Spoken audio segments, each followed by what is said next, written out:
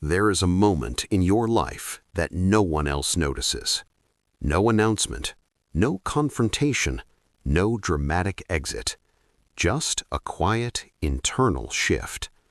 The day you stopped reacting, something changed. Not on the surface, not in your tone, not even in your words, but internally, with precision. You began to see clearly. You saw the patterns. You recognized the manipulation. You understood that every emotional reaction you gave was being studied, remembered, and reused. And in that awareness, something hardened, not into bitterness, but into clarity. Toxic people do not fear your anger. Anger keeps you engaged. Anger keeps you reachable. Anger keeps you predictable. They fear something far more destabilizing, your silence. Not confused silence, not wounded silence, not passive silence, deliberate silence. Because when you stop reacting, their access collapses. This is not revenge, it is irrelevance. And irrelevance terrifies those who feed on reaction. The ancient Stoics understood this long before modern psychology named it. Power is not found in domination, it is found in self-governance. On Sculpted Grace, we do not teach noise, we teach restraint. We teach authority without aggression. We teach presence without performance. Tonight, you will learn 15 Stoic lessons that make you untouchable. Not through confrontation, not through arguments, not through speeches, but through calm authority. Watch closely, because the strongest shift in your life will not be loud. It will be silent. Lesson 1. Observe instead of react. There is a moment in every dynamic when power changes hands. Not when you win the argument, not when you finally explain yourself perfectly, not when you raise your voice, but when you stop reacting. Reaction is information, and manipulative individuals are expert information collectors. They provoke not to resolve, but to study. They push boundaries not accidentally, but strategically. They watch. Your anger tells them where pressure works. Your defensiveness tells them where insecurity lives. Your over-explaining tells them you still seek approval. Every emotional surge becomes usable data. That is why arguments feel repetitive. They are not seeking understanding. They are refining control. Observation interrupts this. When you pause before reacting, you reclaim time. When you delay your emotional response, you reclaim power. The Stoic philosopher Marcus Aurelius wrote that you always have power over your mind, not outside events. Observation is that power in action. When you observe instead of react, you shift from participant to strategist. And the moment you become difficult to provoke, you become difficult to control. Lesson 2. Silence is withheld power. Silence unsettles those who rely on noise. Not awkward silence, not avoidance, but deliberate restraint. There was a time when you filled every pause. You clarified your intentions before anyone misunderstood them. You explained your feelings before anyone questioned them. You rushed to restore harmony before conflict could grow. Not because you were weak, but because you were conscientious. However, unhealthy individuals do not value conscience. They exploit it. Openness becomes access. Explanation becomes invitation. Vulnerability becomes leverage. Words give them material. Silence removes it. When you stop narrating your inner world, something changes. Your pauses become heavier. Your presence becomes unreadable. Your emotional paragraphs shrink into calm sentences. And suddenly, they feel something unfamiliar. Uncertainty.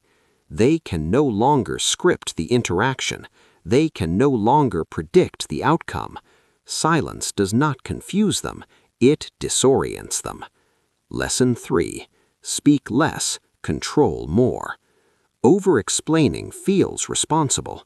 It feels mature. It feels like conflict prevention. But in toxic dynamics, explanation becomes exposure. They do not listen to understand. They listen to collect. They catalog your reasoning. They store your emotional details. They archive your vulnerabilities. Every justification becomes ammunition. That is why clarity never satisfies them, because clarity was never the goal. Control was. The Stoic teacher Epictetus taught that we should be disciplined with what we say because speech reveals attachment. When you reduce your words, you reduce access. Your answers become shorter. Your tone becomes neutral. Your explanations disappear. And without information, manipulation starves. Lesson 4. Stop explaining your boundaries. A boundary stated once is communication. A boundary explained repeatedly is negotiation. Many people believe respect will follow understanding, but those who wish to cross your limits are not confused. They are testing. Every explanation invites debate. Every justification opens reinterpretation. Every emotional appeal offers leverage. They do not ask why because they need clarity. They ask why because they want weakness. The Stoics believed that virtue does not argue for itself. If you say no, let it stand. Silence after a boundary removes the illusion that it is negotiable. Authority does not plead, it declares and then withdraws. Lesson 5. Calm limits terrify the manipulative. Anger excites manipulators. It keeps the game alive. Calm ends the game. When you respond with emotional neutrality, there is nothing to escalate against. No friction, no hooks, no visible wound to press. A calm refusal cannot be reframed as aggression. A steady tone cannot be weaponized. This is why they provoke harder when you remain composed. They are searching for emotional access. When it fails, frustration leaks through. They may accuse you of changing, of becoming distant, of being cold. What they are reacting to is loss of control. Your calm removes the currency they once spent freely. Lesson 6. Selective access is power. Availability is often misunderstood for kindness. Responsiveness is confused for loyalty. Consistency is assumed to be obligation. For a long time, your reliability was predictable. You answered quickly. You showed up consistently. You absorbed disrespect quietly. Not because you lacked self-respect, but because you valued connection. But unhealthy individuals interpret access as entitlement. When presence is guaranteed, effort disappears. Selective access recalibrates the balance. You respond less frequently. You initiate less often. You stop being instantly reachable. This is not punishment. It is proportion. Time regains value when it is no longer automatic. Lesson 7. Silence after disrespect is instruction. Disrespect rarely arrives loudly. It slips in quietly. A dismissive tone, a subtle dig, a repeated boundary push disguised as confusion. The instinct is to confront it immediately, but explanation often teaches nothing, because most disrespect is intentional. When you respond with silence and distance, you remove reward. No argument, no visible hurt, no dramatic defense, just space. They expected resistance. They expected engagement. Instead, they receive absence, and absence teaches. Lesson 8. Become impossible to read. Manipulation depends on predictability. At some point, they learned your rhythms. what makes you anxious, what makes you defensive, what makes you rush to repair. That knowledge gave them advantage. Becoming unreadable breaks the cycle. You stop oversharing internal shifts. You stop announcing decisions prematurely. You stop reacting in real time. Your expressions neutralize. Your reactions slow. Your emotional transparency decreases. Not from coldness, from self-protection. When your emotional blueprint disappears, control collapses. The first 8 lessons were external. This is where it becomes internal. Because being untouchable is not about how others behave. It is about what you are no longer attached to. Lesson 9. Emotional detachment without coldness. Detachment is not indifference. It is freedom from dependence. You stop needing certain reactions to feel secure. You stop attaching your worth to outcomes. You stop interpreting every interaction as validation. Attachment disguises itself as care, but attachment binds your peace to unstable variables. The Stoic philosopher Seneca wrote that we suffer more often in imagination than in reality. Detachment dissolves imagined threats. You remain present, but not entangled. You care without clinging, and that balance is power. Lesson 10. Withdraw emotional labor. Emotional labor is invisible but exhausting. It is the constant regulation, the soothing, the anticipating, the absorbing. You managed moods, you prevented conflict, you softened truth to protect others. It felt mature until it became exploitation. When you stop stabilizing chaos you did not create, imbalance reveals itself.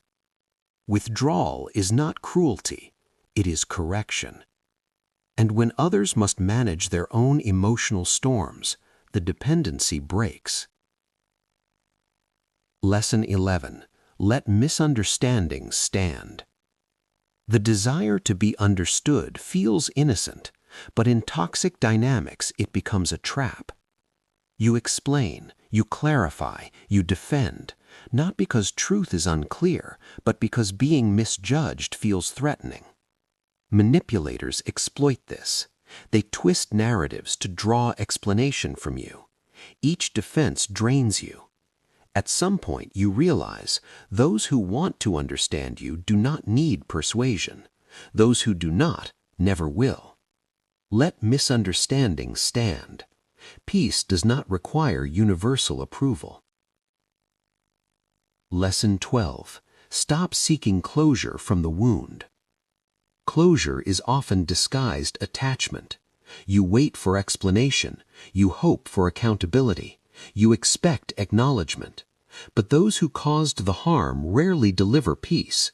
They deny, they deflect, they rewrite history. And while you wait, you remain tethered. Stoicism rejects peace that depends on another person's participation. Healing begins when you stop expecting them to finish what they broke. Closure is internal. It arrives the moment you decide the story ends. Lesson 13. Release the need to win the narrative. There is exhaustion in trying to be seen correctly. You want fairness. You want truth acknowledged. You want your side heard. But you cannot control perception. You cannot manage rumors. You cannot edit every version of the story. Trying to win the narrative keeps you in their arena.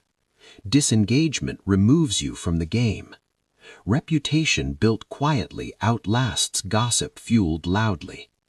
When you release narrative control, you reclaim mental freedom. Lesson 14. Let action replace explanation. Words lose value when overused. You have explained yourself before. You have expressed your boundaries. You have clarified your values. Behavior did not change. This is where Stoicism becomes practical. Action ends discussion. Distance communicates more than paragraphs. Consistency without commentary speaks louder than confrontation. When you stop explaining and start acting, the message becomes undeniable. Lesson 15. Become unattached to outcomes. Attachment to outcome is the final chain. You hope they understand. You expect remorse. You anticipate change. But expectations tie your peace to variables outside your control. The Stoic practice known as focusing on what you can control teaches one thing: your responsibility ends with your conduct. Whether they change is irrelevant. Whether they agree is secondary. You act with integrity. You speak when aligned. You walk away when necessary. And then you release the result. Freedom begins there. Quiet power. Take a moment. Not to analyze, not to rehearse conversations, not to replay arguments, just to settle. You are no longer the person who reacts on command. You no longer explain yourself to exhaustion. You are no longer available to chaos disguised as connection. You have learned something rare. Silence is not absence. Silence is authority. You do not chase clarity from those who thrive on confusion. You do not seek closure from those who avoid accountability. You do not negotiate boundaries that were never meant to be debated. You move differently now. Your yes is intentional. Your no is final. Your silence is complete. You are not angry. You are unavailable. Unavailable to disrespect. Unavailable to manipulation. Unavailable to emotional chaos. And that is what makes you untouchable. Your absence teaches louder than confrontation ever could. Your calm unsettles more than anger ever did. Your growth closes doors you no longer need to slam. From this moment forward, you move with quiet certainty. You are not cold. You are clear. You are not distant. You are discerning. Your silence is not emptiness. It is presence, it is strength, it is freedom. And from here on, you do not move to be seen. You move to be aligned. This is your path. This is your power.